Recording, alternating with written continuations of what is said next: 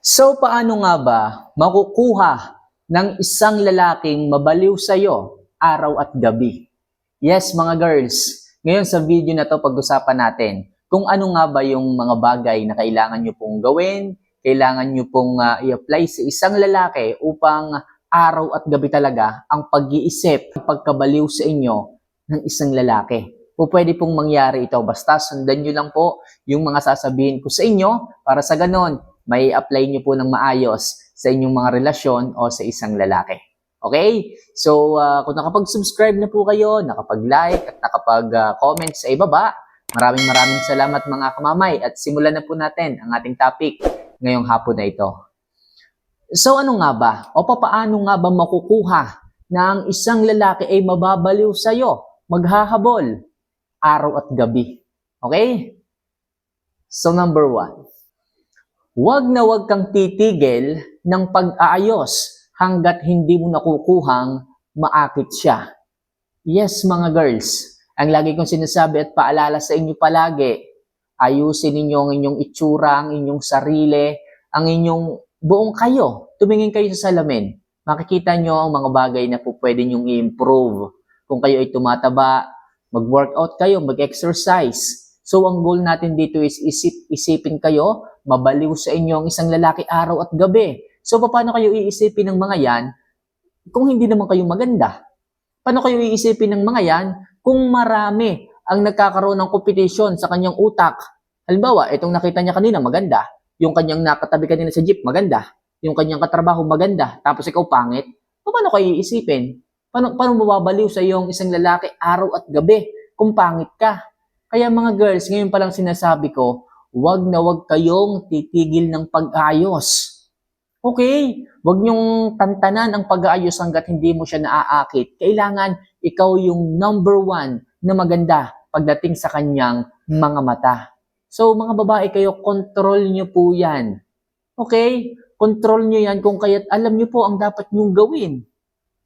Okay, so huwag kayong titigil. Mag-ayos, magpaganda. Kung may budget, magpa-reband, bumili ng mga skincare. Makakatulong yan mga girls. Para sa ganon, ang isang lalaki ay mabaliw sa iyo araw at gabi. Totoo yan mga girls. So next, mag-invest ka rin sa pamango. Oo mga girls, bilang isang babae, alam niyo naman na talagang lagi naming inaamoy ang isang babae. Kahit anong ganda mo, kahit anong lakas ng dating mo, pero kung hindi ka naman ganong kabango, tatalunin ka pa rin nung hindi ka gandahan pero malakas ang amoy. What I mean is yung mabangong amoy. Magaling siyang pumili ng perfume, ng pabango na i-apply. Maganda ka nga, kaso wala ka namang amoy. Maganda ka nga, kaso amoy pawis ka naman, edi wala din. Tandaan niyo mga girls, tanungin niyo yung ibang mga boys. Tanungin niyo sila, sabihin mo, kaibigan, ano bang mas na-attract? Paano ka ba mas na-attract? Doon ba sa magandang babae o doon sa babaeng hindi kagandahan pero mabango? Sasabihin palagi ng mga lalaki is doon ka pa rin o doon pa rin sila sa mabango. Kaya mga girls, pinapayo ko sa inyo, kung kayo ay maganda na o nag-aayos kayo, kailangan piliin nyo rin po or mag-invest din po kayo ng perfume, ng pabango. Okay? Piliin nyo rin po. May mga kaibigan kayo dyan. O kaya sa nanay mo, tanong mo, Nay, pwede ba itong pabango na to? Mabango ba to? O kaya sa mga kaibigan mo, kung talagang iba-iba kasi ang taste eh. Iba ang taste ng matatanda, iba ang taste ng mga millennials. Kung gusto mo, sa mga kaibigan mo itanong kung okay na ba itong pabango na to. Okay, kung may pera, bumili kayo ng medyo brand. Okay, may brand para talagang mabango talaga. Pero hindi ko man sinasabi na mamahalin ang bilhin po ninyo. Kung may available na mura pero mabango, doon kayo. Hindi naman kasi lahat ng mga mamahalin magugustuhan ng ibang tao. Karamihan lang. Pero basta, choice nyo na po yan. Basta mag-invest kayo sa pabango kasi gusto ng mga lalaki yung isang babaeng mabango. Idagdag mo pa na palagi kang nag-aayos, palagi kang nag-self-improve, talagang malaki yung chance na kabaliwan na isipin ka palagi ng isang lalaki, umaga at gabi. Totoo yan mga girls. So next, iwasan mo na maging needy palagi sa kanya. Mga girls, ito yung iiwasan po ninyo. Yung palagi niyo po silang hinahanap. Lagi po kayong tawag ng tawag na wala lang sa inyong paningin yung lalaki. Okay? Abot-abot na kaagad yung chat ninyo. Tawag-tawag nyo kaagad. Lagi nyong hinahanap ang gusto mo. Lagi lang nandiyan sa bahay. Pwede ba naman yun? Ang isang lalaki ay meron din kanyang gusto. Kung gusto niyang lumabas, hayaan mo. Okay? Kung gusto niyang gawin ang kanyang gusto, hayaan mo. Huwag ka masyadong maging needy. Huwag ka masyadong matakot. Huwag ka masyadong mag-alala. Kamamay, yung jowa ko kasi gwapo eh. Yung asawa ko kasi gwapo eh. Baka mamaya kung sino-sinong nilalandi nito sa labas, wala ka bang tiwala? Okay, pinakasalan ka niya tapos ganyan ka kanidi? Hindi makakatulong yan. Mausisa mo, lagi kayong away. Mausisa mo, lagi kayong babag.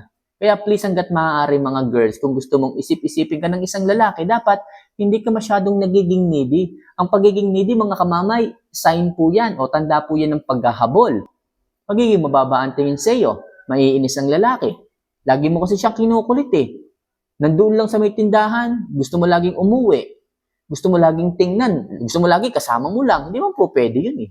Huwag kayong maging needy. Sa ganyang paraan mga kamami, pag hindi kayo naging needy, kayo ang hahanapin ng isang lalaki. Kayo ang kababaliwan ng isang lalaki kasi alam nila na hindi nyo siya hinahabol. Kaya ang magiging pangyayari, siya ang hahabol sa inyo. Basta sinunod mo yung tip number 1, mag-ayos. Yung number 2, mabango. Talagang maaakit yan. Huwag ka lang maging needy, huwag ka lang maghabol, mas maaakit yan at iisipin ka niyan araw at gabi. Okay? So next, gamitin mo ang kasalanan niya para habul-habulin ka. Sabihin natin na yung lalaki napapalimit ang kasalanan. Umuwi palagi ng late. Okay? O sabihin natin ng babae. Pero sa totoo lang, napa-join lang siya dahil lumabas sila ng kanyang mga katrabaho, kakain daw o kaya naman may promotion. So, kung may kasalanan siya at nahingi ng sorry, huwag mo kaagad patawarin. Okay? Hayaan mong isip-isipin ka niya. Kahit maliit lang na bagay, huwag mo muna siyang patawarin para sa ganun malaman ng isang lalaki na kapag gumawa siya ng kasalanan, ang hirap mong suyuin.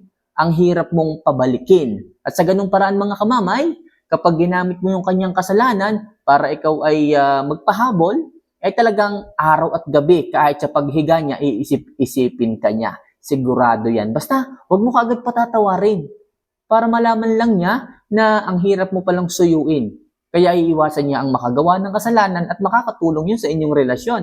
Kasi walang kasalanan, walang sakit sa ulo, hindi ka rin mag-iisip. Okay? So makakatulong yun kamamay pagdating sa inyong relasyon, yung tipong ikaw naman ang kanyang iisipin, mababaliw sa'yo araw at gabi. Okay? So next, ipakita mo ang respeto at pagmamahal sa lalaki pero sapat lang. Yes, mga girls. Huwag niyong kalilimutan ito. Para sa ganun, lagi po kayong isipin, lagi po kayong kabaliwan ng isang lalaki araw at gabi, ipakita niyo po yung pagmamahal. Okay? Pag po alam ng isang lalaki na minamahal niyo po sila at hindi po kayo palaging tamang duda, okay? So, doon po, mababaliw ang isang lalaking isipin ka araw at gabi. Irespeto nyo rin. Huwag nyo po palaging ipahihiya. Kasi yung ibang mga babae dyan, kahit sa inuman, minsan na nga lang magka-day off yung lalaki at nagpaalam naman na mag-iinom sila ng kanyang tropa, pinuntahan mo, pinahiya mo. Diba? Sinigawan mo, binulyawan mo. Mga girls, respeto naman. Pwede mo naman siyang pauwiin, pwede mo naman siyang sabihan. Sabihin mo naman, babe, pwede bang umuwi ka muna? Kasi kailangan ko lang ng tulong kasi yung mga bata, umiiyak eh. Okay, naglalaba kasi ako, walang magbabantay. O kaya naman sabihin mo, babe, pwede bang umuwi ka muna? May tao lang sa bahay.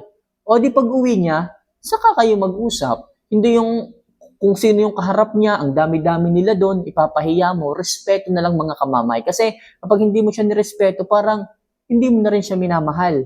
Kasi magkaibigan yun eh. Pag nirespeto mo yung lalaki, ibig sabihin, may pagmamahal ka sa kanya kasi ayaw mong mapahiya.